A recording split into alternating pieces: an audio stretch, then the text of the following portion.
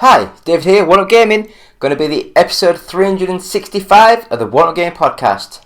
David here, as always. We're going to go through little bits of what we've been playing, the UK gaming charts, the weekly news, things like that. So without further ado, please go to our website, which is oneupgaming.co.uk. We have reviews, you have news, you have features on there all the time. Oh god, my voice broke then. But yeah, just go to there, have a look around, see what you think. We have some nice things on there. You can buy hats and t-shirts like this from the website. We also have Patreon. So we have Patreon, which is patreon.com/OUG. But we also have an Etsy store with over 200 items for sale. Just go onto Etsy and search One Up Gaming as in all one word and look for the store. You'll find us there. As always, we're sponsored this week by Games Inspired Music. Now, this is an album that we were creating. It was going to be for a TV series, like a cartoon sort of series, and then it changed to a web series, and then the lead actor, voiceover guy, kind of got arrested, and then things didn't happen, and then the Kickstarter didn't go through because the week he was meant to be doing the Kickstarter launch, it was in house arrest and couldn't get on to the sort of like talk shows in America and things like that. And then unfortunately a couple of years ago he died of cancer. Yeah, it had a shitty ending, didn't it? It had a really shitty ending. But what are you going to do? What are you going to do? Please go to audiobooksontape.com.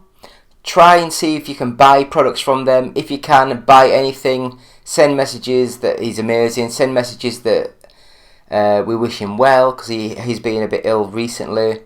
And if you want, you can buy our first 100 podcasts. Just search One Up Gaming, and £1 of each sale will go to the Diabetes UK charity.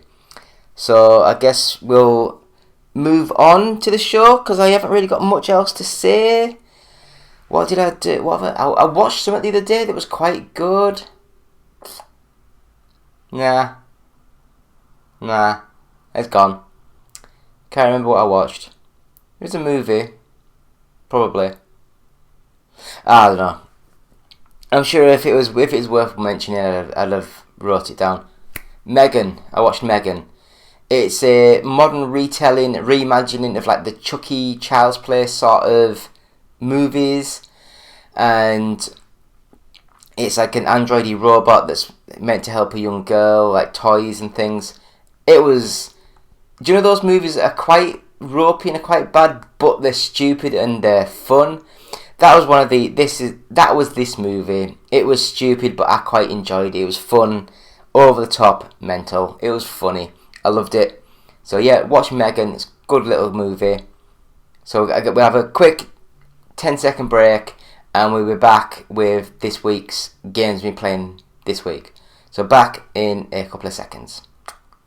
Hello Andy, this is Colin. I won't be able to get in tonight. I'm sweating like a pig. And we're back. It's me, David, still One Up Gaming, still episode 365 of the One Up Gaming podcast. And this, my friends, is the games we've been playing this week. I do love it when I look up, because the underneath of the hat is green. You just see straight through to the background, which is quite funny. But yeah, so One Up Gaming, please go to the website oneupgaming.co.uk. News, reviews, features on there, as well as like the daily content on our YouTube channel. Please subscribe, share, like, ding the bells, things like that. And this is the games we've been playing this week with me, David. So first of all, Midnight Fight Express. Now this one, I kind of liked the cover, but I thought it was a little bit generic, so I didn't play it. And then it was up on the Xbox saying that it was getting removed from the Xbox Game Pass soon. So I thought, oh, do you know what? Perfect time, slap it on, have a quick go of it. And it's very much like the old school brawlers, like side-scrolling beat-em-ups. Full 3D environments. Nice looking, smooth animation. The camera angle's more of a up sort of angled, looking down. But the fighting was good, the movement was good, the characters seemed good. I got enthralled with the story to start with, to see how things were progressing. And I would say it's a good little game. If it's cheap, buy it. Play it while you can, it's a good little game. I don't know why I say play it while you can. If it's still on Game Pass, give it a quick go. If not, see how much it is. And I'd say it's worth about £15-20. See how it goes. Next up, is it the Quake 2? Like is it like a remake of Quake 2, or just a redoing of Quake 2 that came out recently, a couple of weeks ago? And it looks really nice. It's fast. It's smooth. Now, because I'm a old school console gamer, I had a PC. I played one game franchise on it. If anyone can guess, it was Championship Manager. And then I think in about 2000-ish, it went over to Football Manager. And Sports Interactive, I love those games. I think I just don't have the time anymore that I used to. I used to love them so much. But they were the only games I played on the PC. And on the PlayStation, on the N64, on the PlayStation 2, on the Dreamcast, that's where I played Quake. Maybe even the Sega Saturn, like the original Quake on that. They made an amazing port of that. Lobotomy Software, I think. Was it Lobotomy? Something like that. Great game. But I've not played the original source of the series. So I had a quick go at this, and yeah, it's good. It's fast, fluid, smooth.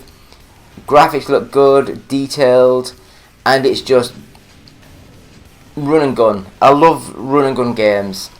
Less to think about, less to do, and you're just running and shooting. I love it. So I think this is on Game Pass. And if you don't have Game Pass, say like you have a PS5 or whatever, I think it'll be about 20 quid at a guess, and it's perfect for that sort of price. Good little game. I loved it. Next up is a game called God.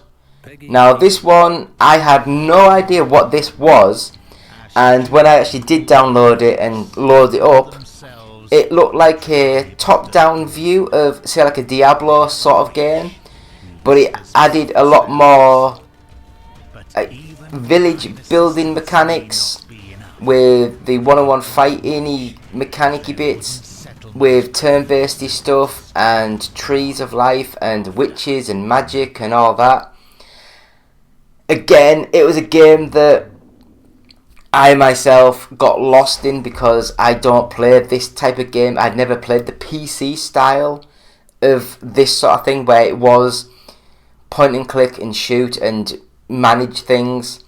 The most of this sort of game I've played is either Cannon Fodder or Megalomania, and that's just because I loved Sensible Software, and those two are some of my all-time favourite games. But they are very much watered down action strategy sort of games. You know, it's like you control, I guess you don't control the guys because you actually point and click and shoot. You don't have as much. Imagine Command and Conquer. Imagine Cannon Fodder mixed with Megalomania. So you actually moved your individual units and stuff, and you built bases and built towers and things. That sounds good, but because nowadays you can't have the very simple, streamlined interface, everything's got to be like 6 windows in as you're digging into more detail. But for me, I'll lose interest quickly. And when it is a game that is set like that, I just get lost and I just turn off and my brain switches off. And I just don't think it's very good, unfortunately. Next up, we have Carmageddon Max Damage. Now, if memory serves correctly, this was one of the first announced, at the time, next-gen games for the PS4 and the Xbox One. And I think this got delayed and didn't actually come out to about 2017. I think. The game itself looks okay, but it's got that very cheap budget open world aesthetic.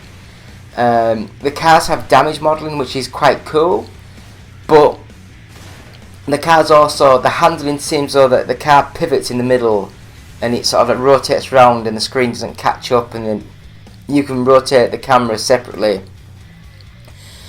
So it's more like a first person shooter on a pivot point in the middle for the car, and you can be driving along and rotate the camera so you're driving the wrong way to where you're looking, which I get. If it's like a car combat game, you might need to look where you're going, but I'd prefer to have like a lock on and then you hold like the Y button to lock onto that enemy, so you can be driving around and you're automatically locking onto them. That's just my thinking. I don't like it when you're driving and moving the camera. It just makes me feel ill.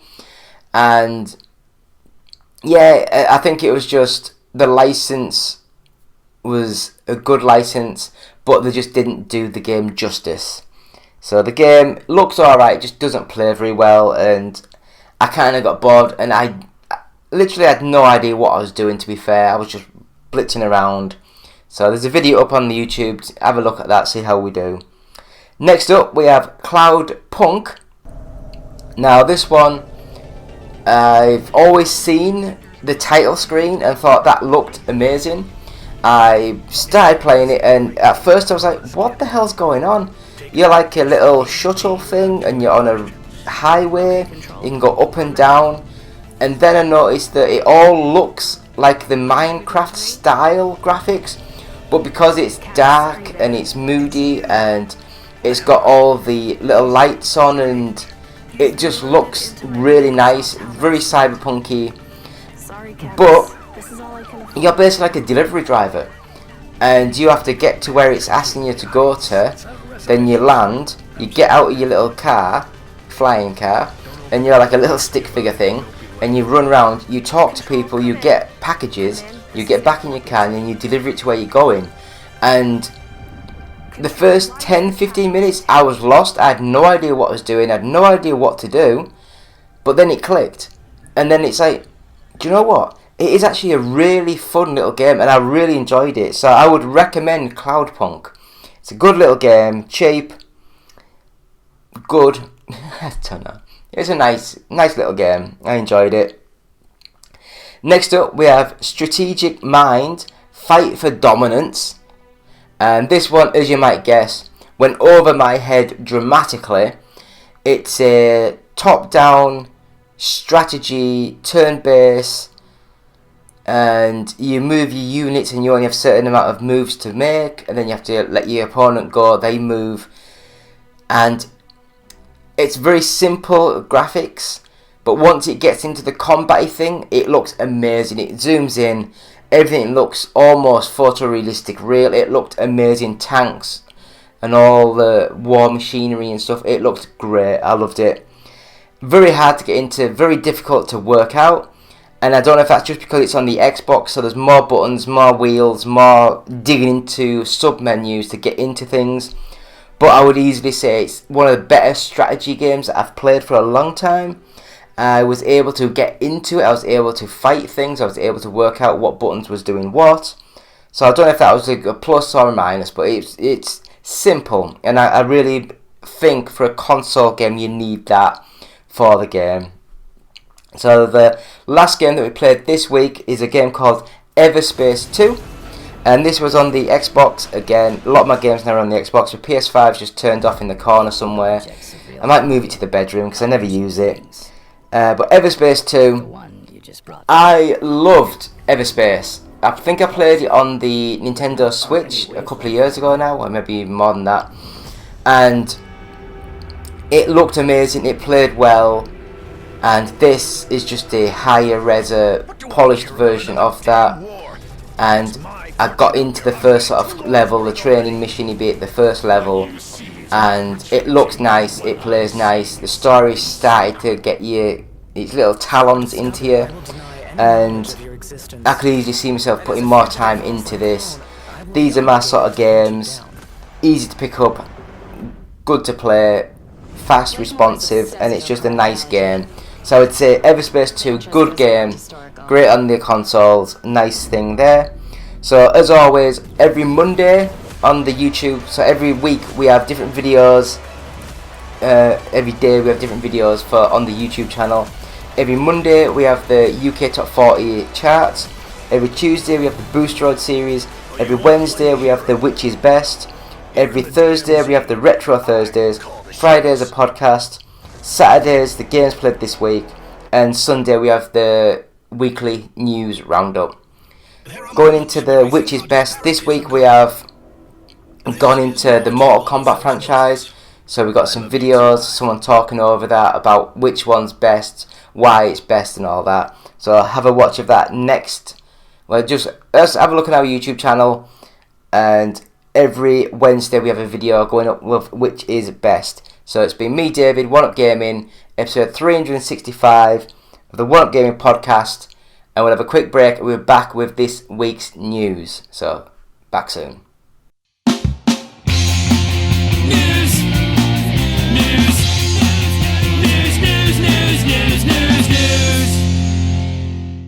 Hi, David, back again. One Up Gaming, episode 365 of the One Up Gaming podcast.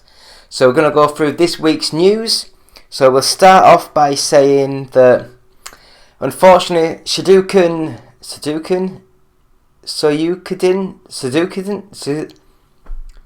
the Japanese RPG by Konami. English is not my friend. It looks as though the HD 1 and 2 remaster and it looks like the Runegate and Duran unification wars has been delayed. Konami has announced that it's delaying Shoryuken Soyukiden 1 and 2 remaster. Didn't specify any new release date. In a statement on its website, Konami said, regarding the planned release of the HD 1 and 2 remaster, we have reached a conclusion that despite the very best efforts of our dedicated development staff to release the remaster in 2023, additional time is needed to ensure the quality, performance and gameplay experience our users deserve.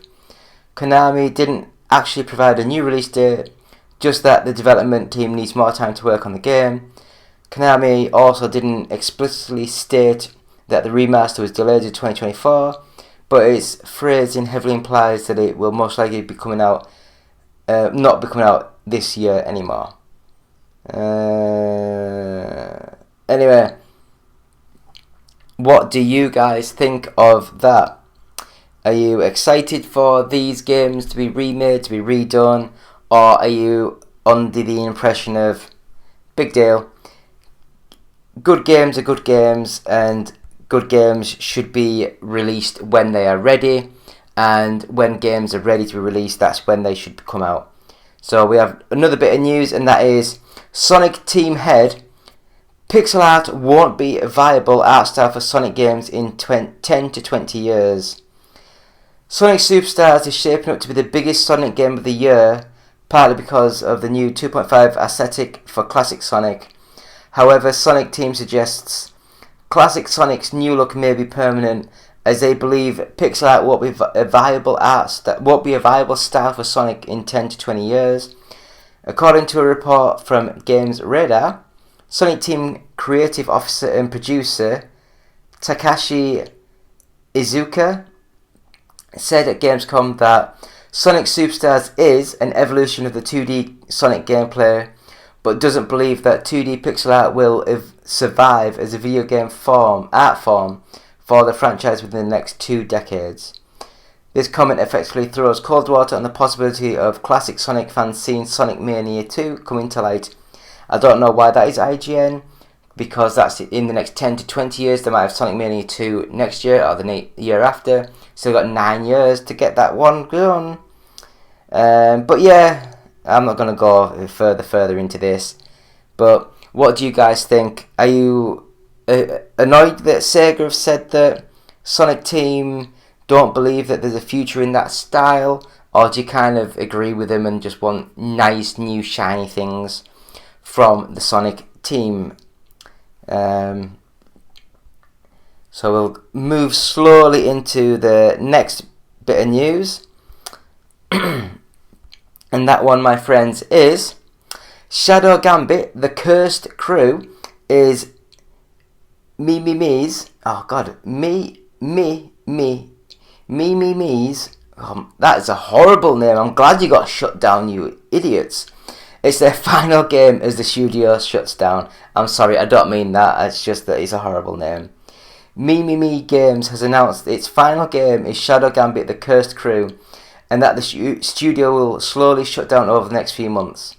In a statement on its website, the studio said the team enjoyed creating games for the past 15 years and are proud that they accomplished what they accomplished. However, the game development process took a toll.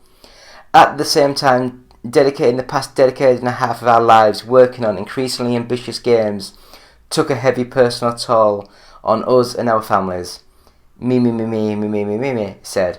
After the release of Shadow Gambit, we decided it was the right time to prioritise our well-being and to put up the brakes instead of signing up for another multi-year production cycle. We will no longer create any new games, but will continue to fully support Shadow Gambit.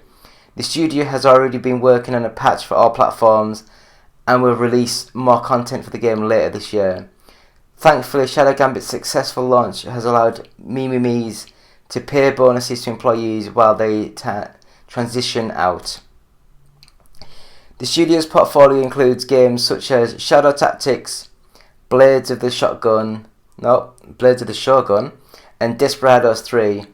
Its latest game, Shadow Gambit: The Cursed Crew, is a real-time strategy title that takes place during the golden age of piracy, where a curse has revived the dead with supernatural abilities. IGN gave Shadow Gambit: The Cursed Crew a 9 out of 10. Really good. So it's a shame that they've gone out, but at least they have gone out on a high, and that is something that not all game developers can say, because sometimes the final game that gets made is done so on a massive budget, massive restraints, massive problems, and it just doesn't end well. So we'll go to the next bit of news, and that, my friends, is Robocop Rogue City is delayed till November. Now, I'm sure I read a report last month saying it's been delayed till the end of September. But anyway, Robocop Rogue City is delayed till November the 2nd. Developer Teyon has announced it was due out in September. The Steam page still carries the September release window, but confirmation came from a tweet from Teyon. So IGN went hands-on with it and found slow first-person shooting, decision-making and a spot of detective work is all part of this unique feeling game. The video below has 16 minutes of exclusive gameplay from Gamescom, so watch that at IGN. But that, my friends, is about it. What do you guys think? Teyon, I love them. They really helped us out when we first started. I think it was when we had the 3DS when that first launched. They sent us a lot of their codes for their games on the 3DS, and we thank them greatly for that. And I hope that the game that they're making finally comes out and it is seen in a positive light and not just mocked and ridiculed and made really bad things said about it. But you never know these days, do you? You never know what's going to happen. Something that might think is amazing and going to be chart-bustingly successful gets dropped and then no one buys it, no one thinks about it. But what do you guys think? Please leave comments, chat to us, talk to us, and we'll see what is going on. So next bit of news. Excitebike 64 comes to Nintendo Switch Online next week. Excitebike 64 is the latest game to join the Nintendo Switch Online N64 library, hitting the subscription service on August the 30th. A totally rad trailer for the 23-year-old game was released. Was released on Nintendo's YouTube, showing the Fast and Furious motocross gameplay. How long has it been since you carved a blaze of glory through the pack of dirt, slinging mud into the air? Yeah, we've heard all this, and I will say that this game when it first came out on the N64 all those years ago. It was one of my favourite sort of games. I loved it. And I know IGN gave it 9 out of 10, so that's good. And I just think that it could be a great little game. But like a lot of stuff, I'm just don't have a Nintendo Switch anymore. Sold, man. I've had 2. I've sold both of them. And I'm not interested in getting into the Switch. If anything, I'll wait until the next Nintendo console comes out, and then I will think about buying another one. So we'll go straight into the next bit of news, and that, my friends, is the developers of The Lord of the Rings return to Moria created Tolkien's secret. Right, so they should have a comma there. So return to Moria created Tolkien's secret Dwarven language. The developers of The Lord of the Rings Return to Moria took a frankly over-the-top approach with the 4th Age set Dwarven-focused survival crafting game. They created the entire secret Dwarven language just so players can hear their characters use it in-game. While Tolkien fans have worked to develop the Dwarven language called, oh my god, Crusdrul over the years. The developers at Free Range Games went one step further and worked with a linguist to create a full Crusdrul grammar. That linguist is David Salo. No, not Solo, Salo. So I'm thinking like Han Solo, who worked on languages for Tolkien for the Lord of the Rings, The Hobbit, Lord of the Rings and The Hobbit film trilogies, expanding the languages. What do you guys think? Is this just absolute rubbish that we don't really care about? It makes nice reading and just, oh, that sounds like quite good, that sounds weird. But then the game actually comes out and it's like, no one's ever going to use that. It's stupid. It's absolutely stupid. But leave comments. Let us know. Do you guys think it's just a waste of time and no one cares about it? Or is it an actual integral part of the story and the franchise and things? Comment, tweet, let us know. Next up, Henry Cavill's? I always thought it was Cavill, but it says here Cavill. Highlander reboot could start a new franchise. I didn't even know that they were doing a Highlander reboot. So his long-awaited reboot is still on the way, and it sounds epic. During an interview with Josh Horowitz on the Happy Sad Confused podcast, director Chad Stahelski, fresh from John Wick 4, confirmed Highlander is still happening and could be the start of something even bigger. I think we have some very good elements now. The trick is when you have the tagline, there can be only one, you can't just kill everybody the first time. The upcoming Highlander film has been in the works since 2021, but has been short on updates since it was originally announced. Now it looks as though, I'm not even going to try and say his name again, he's happy to give us a glimpse of what to expect. I'll say it for you first, the story engages a lot of the same characters and stuff like that, but we've also brought in elements of all the TV shows, and we're trying to do a bit of a prequel, a setup to The Gathering, so we have room to grow the property. Yeah, so that's great news for fans, like Highlander fans of the TV series and the movies. Unfortunately, the plot remains firmly under wraps for the time being, and we still don't know whether Cavill will play the legendary Connor MacLeod, or even an entirely new and potentially non-MacLeod character. Although, let's be honest, it wouldn't be Highlander without a MacLeod. I've been a fan of Highlander since I was a lad. When the film was announced, from the movies in all of their 80s, Queen slathered glory to the TV show with an actor that looked remarkably like one of my brothers. Being not shy with swords and having a director as talented as Chad at the helm, this is an opportunity like no other. Blah blah blah blah blah blah blah blah blah. Yeah. Highlander was quite good. I liked the original. It was very long, very boring, but I really enjoyed it. I don't know what they're gonna make with a new reboot of the Highlander franchise, but I guess time will tell, and we'll see what is going on in the future. So we'll move on to the next bit of news, and that, my friends, is The Flash alternate ending revealed. It would have set up the new DCU. The Flash might have had a slightly different ending if the filmmakers had gone with the recently revealed ending shown during early screenings. According to audience reactions, early fan screenings of The Flash had a slightly different ending, and it has uploaded it in full of its YouTube channel. As you can see, the ending is only marginally different but has a big impact. The theatrical version sees Barry Allen return to the present following the timey-wimey shenanigans, and after saving his dad from prison, he finds Bruce Wayne stepping out of his car. As we now know, this Bruce Wayne is none other than George Clooney. However, the original ending was a little tighter, stopping just after the Flash says, "Who the is this?" and never revealing which Batman he finds himself face to face with. Here, the film would have cut to black. The big difference is that the audience was never supposed to see the Batman that he returned to, leaving the door open to a new DCU to essentially be a continuation of DC's previous films with Barry Allen resetting the universe. It would have been a neat way to explain recasting some DC heroes while keeping others such as The Flash.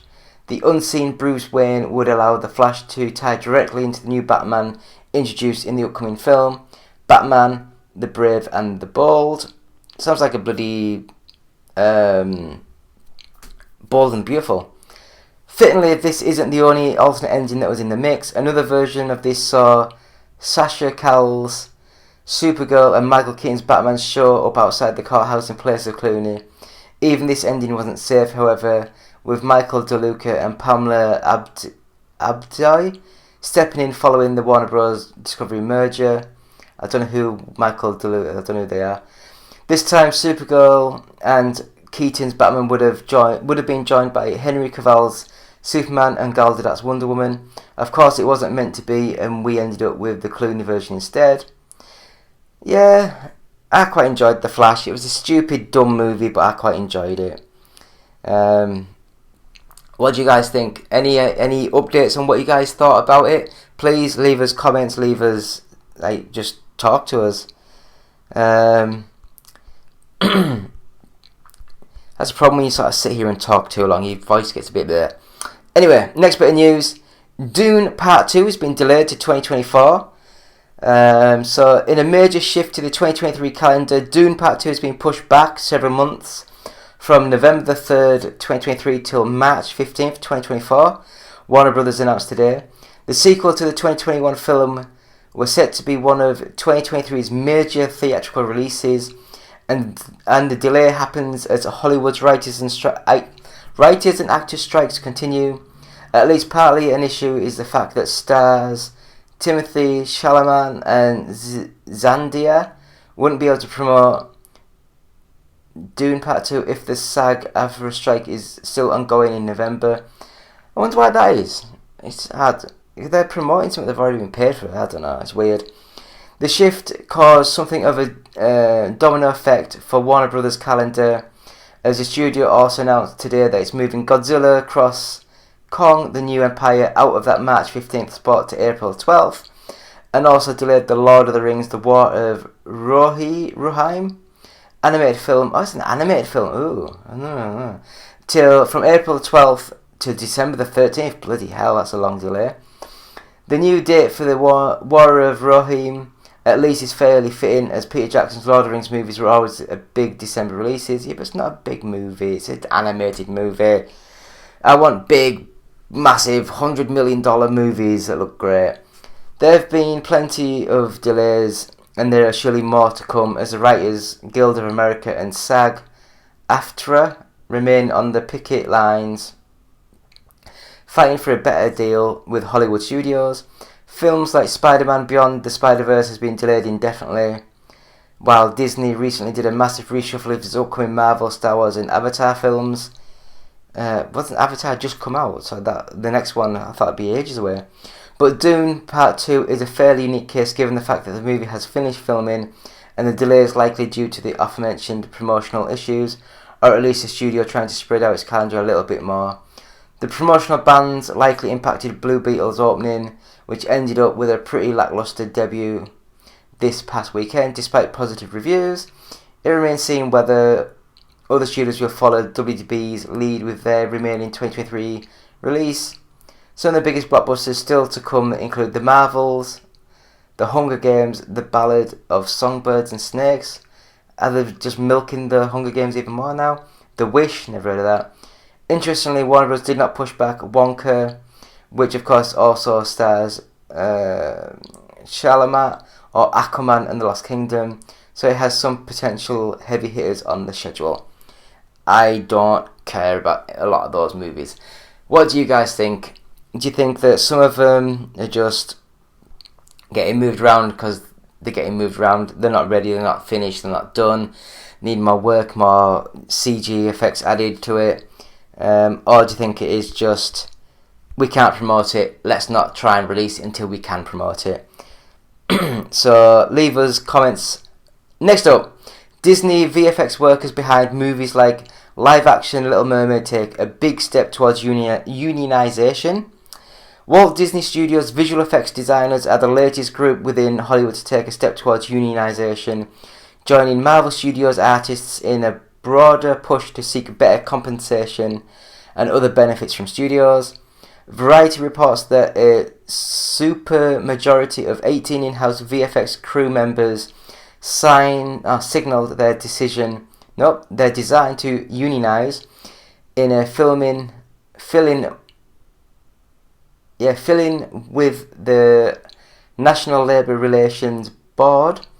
Their work encompasses a host of live-action Disney movies, including the recent release of Little Mermaid, which have counted among Disney's most successful projects in recent years.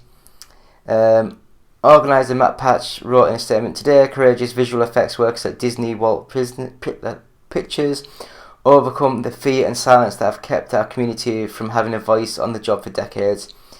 Overwhelming majority of these crews demanding an end to the way VFX has always been. This is a clear sign that our campaign is not about one studio or corporation. It's about VFX workers across the industry using the tools at our disposal to uplift ourselves and forge a better path forward. So what do you guys think? Do you think it's people whining, or do you think people should get the recognition, should get the rights to a fair working day, fair time off, just, things like that? Or do you reckon that we are where we are, I want to see these good movies and I want to see them quick, stop your big bitching and just get on with it and get my movie made? What do you guys think? Please leave us comments and we'll go through and we'll comment back. So the next bit of news is the biggest announcements from Gamescom 2023. Here we go. So, got cosplay. I don't care about cosplay. Stalker 2, Vertigo 2, Billy Bust Up is a musical 3D platform. Oh god, my whole system just crashed.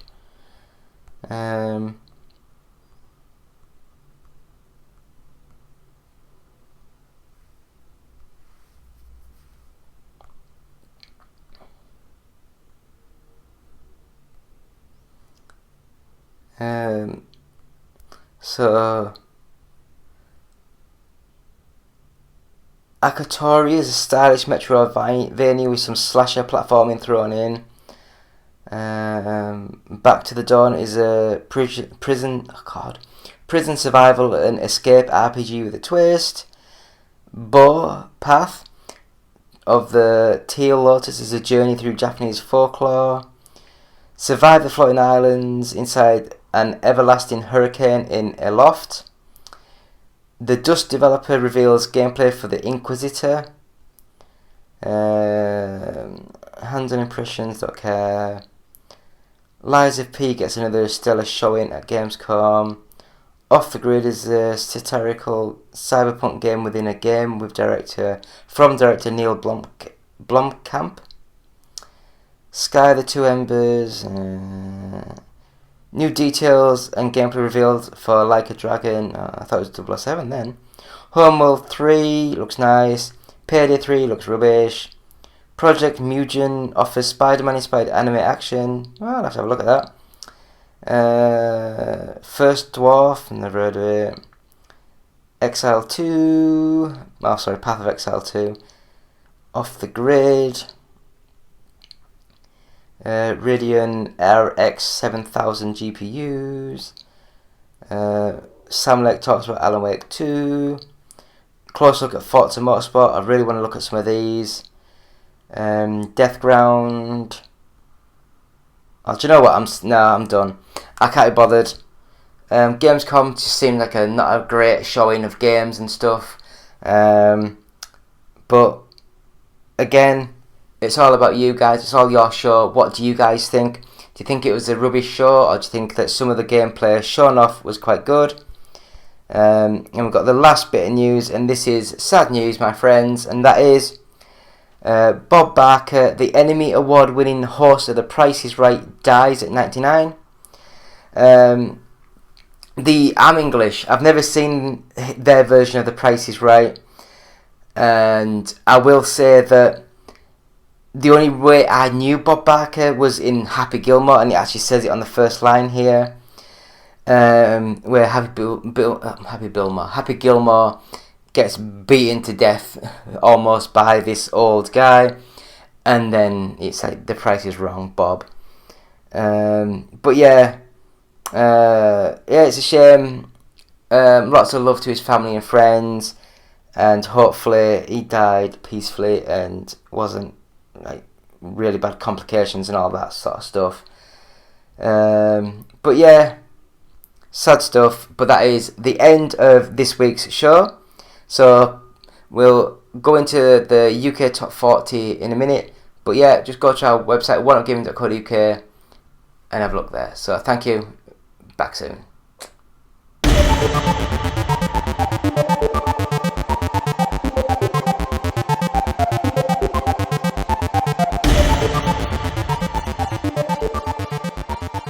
Hi, still David here, still One Up Gaming, still episode 365 of the One Up Gaming podcast, and we're going to go through this week's UK top 40s. So we'll start by going from 40. So number 40, Dead Space by Electronic Arts. Number 39, Sonic Origins Plus by Sega. Number 38, Pokemon Scarlet by Nintendo. 37, The Texas Chainsaw Massacre by Nighthawk Interactive. Number 36, Five Nights at Freddy's Security Breach by Maximum Games. 35, Dark Souls Trilogy by Bandai Namco. 34, It Takes Two by Electronic Arts. 33, F123 by Electronic Arts. 32, Crash Bandicoot N. Sane Trilogy by Activision. 31, Cyberpunk 2077 by Bandai Namco. Number 30 is Mario Party Superstars by Nintendo. Number 29 is Resident Evil 4 by Capcom. I don't know if I said Cap. I know it's Capcom. I said Capcom. Anyway, Capcom. 28, Super Mario Odyssey by Nintendo. 27 is Mario plus Rabbids Kingdom Battle by Ubisoft. 26 is Super Mario 3D World plus Bowser's Fury by Nintendo. 25 is I always get all these games mixed up because Nintendo, you're annoying with your naming things. 25, New Super Mario Bros. U Deluxe by Nintendo. 24 is Diablo 4 by Activision. 23 is Lego Harry Potter Collection by Warner Bros. 22 is Street Fighter 6 by Capcom. 21 is Immortals of Avium, Electronic Arts. Number 20 is Pokemon Violet by Nintendo. 19 is Mafia Trilogy by Take-Two. 18 is Grand Theft Auto The Trilogy The Definitive Edition by Take-Two. 17 is The Witcher 3 Wild Hunt Complete Edition by Bandai Namco. 16 is Animal Crossing New Horizons by Nintendo. 15 is Nintendo Switch Sports by Nintendo. Number 14 is Pokemon 4 by Nintendo. Number 13 is Red Dead Redemption 2 by Take-Two. 12, Star Wars Jedi Survivor by Electronic Arts. 11, Call of Duty Modern Warfare 2 by Activision. Number 10, Grand Theft Auto 5 by Take-Two. Number 9, The Witcher 3 Wild Hunt Game of the Year Edition by Bandai Namco. Number 8 is Minecraft, Nintendo. Number 7, Mortal Kombat 11 Ultimate by Warner Brothers. Number 6, Lego Star Wars The Skywalker Saga by Warner Brothers. Number 5, Hogwarts Legacy by Warner Brothers. Number 4 is FIFA 23 by Electronic Arts. Number 3 is The Legend of Zelda Tears of the Kingdom by Nintendo. Number 2 is Mario Kart 8 Deluxe by Nintendo. And at number 1, brand new in, is Armored Core 6 Fires of Rubicon by Bandai Namco Entertainment. And that is thank you so much to Games Press and the GFK Entertainment Software Charts, all formats. So thank you so much to them. And that, my friends, is the UK's top 40 for this week. Yeah, thank you all. It's been David, One Up Gaming, episode 365 of the One Up Gaming podcast. Thank you all so much. Please go to our website, which is oneupgaming.co.uk. Please go to our Patreon site, which is patreon.com/OUG. You can buy t-shirts, hats, and all the things on this week's show that I've been wearing. You can buy all that sort of stuff. Just go to our website, oneupgaming.co.uk, or to our Etsy store, just One Up Gaming, all one word, and find the store. Over 200 items for sale. Please have a look around. We've got some cool little things. Games Inspired Music is available now. It's an album. Stream it, buy it. 20% of each sale will go to the Child's Play charity. Also, go to audiobooksontape.com, where you can buy our first 100 podcasts, and £1 of each sale will go to the Diabetes UK charity. Please follow us and subscribe to us on Facebook. Just search One Up Gaming. Again, on YouTube, so One Up Gaming, search for us, find us, like us. Over 2,000 subscribers. Like, share, ring the bell, comment, all that good stuff. And yeah, you can win some t-shirts and some games and stuff that we've got available. Just subscribe and comment as you see fit. We are on Twitch, so it's twitch.tv/OUG official. And if you want to send us any tweets or X's, what you want to call it, it's at OUG official. And if you want to send us anything personally on our email, it's contact@oneupgaming.co.uk. And if you're listening to this on a podcast, please subscribe, please like, share, comment, leave us positive reviews, things like that. It really helps when people are searching for podcasts about nothing. So it's been me, David, from One Up Gaming, saying thank you all for watching. Episode 365? No, 350. Yeah, 365. Yeah, 365. I've done it all the way through, saying it right, and then right at the last minute I say it wrong. So, thank you all for watching. See you next week. Goodbye.